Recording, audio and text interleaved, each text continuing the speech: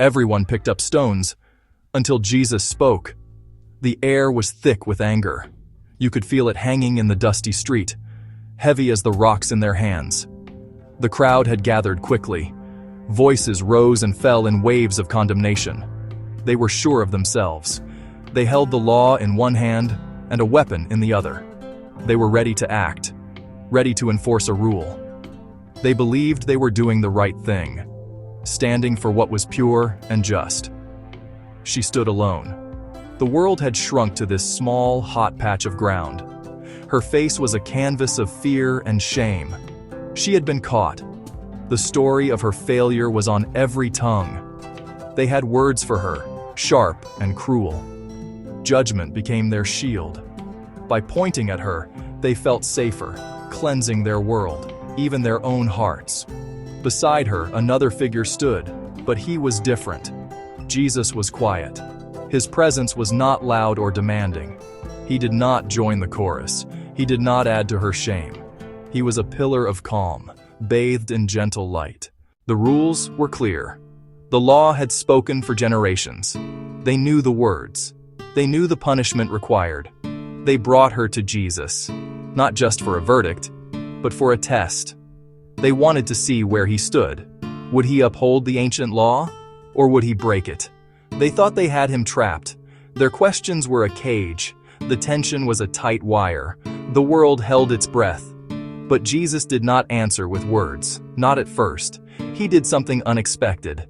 He bent down. The creator of the universe knelt in the dust, lowering himself beneath their accusations. He brought his attention to the ground at his feet. With his finger, he began to write. The scriptures do not tell us what he wrote. Perhaps their sins, perhaps their names. Perhaps he was just drawing. The mystery was a message. The crowd grew quiet. Demands faded to murmurs. What was he doing? A man of power should pronounce judgment. Instead, he traced patterns in the earth. The act broke rage's momentum. It forced them to stop, to watch, to wait, to wonder. The silence was stronger than their words. The sun felt suddenly hot. The focus moved from the woman's sin to Jesus' strange, silent action. He was not playing their game. He rewrote the rules of engagement, refusing violence and judgment, offering a deliberate gesture that let them breathe and think. When he finally stood up, the silence was absolute. Every eye was on him. He looked at the faces, not with anger, but with a deep, searching gaze. He saw their hardness, their certainty. Then he spoke.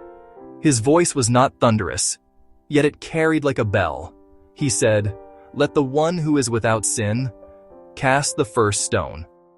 The words were simple, few, and they thundered in each heart. Those words were a mirror. He pointed at no one, named no sin. He held up a mirror to their own souls. The line he drew was not between righteous and sinner, but between a perfect God and imperfect people. Everyone found themselves on the same side. The stones felt heavier. Their grip loosened. Confidence drained into humility. The mob became individuals, each lost in thought. And so, the sound began.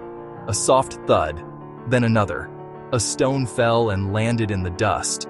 Then another, and another. The sound of conviction.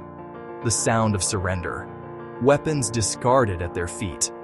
It was an admission, a confession, without a single word.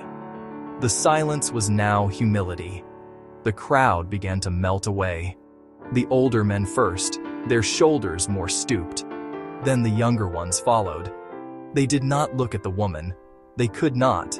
They had come for a spectacle, a public justice, and left with a private lesson in mercy.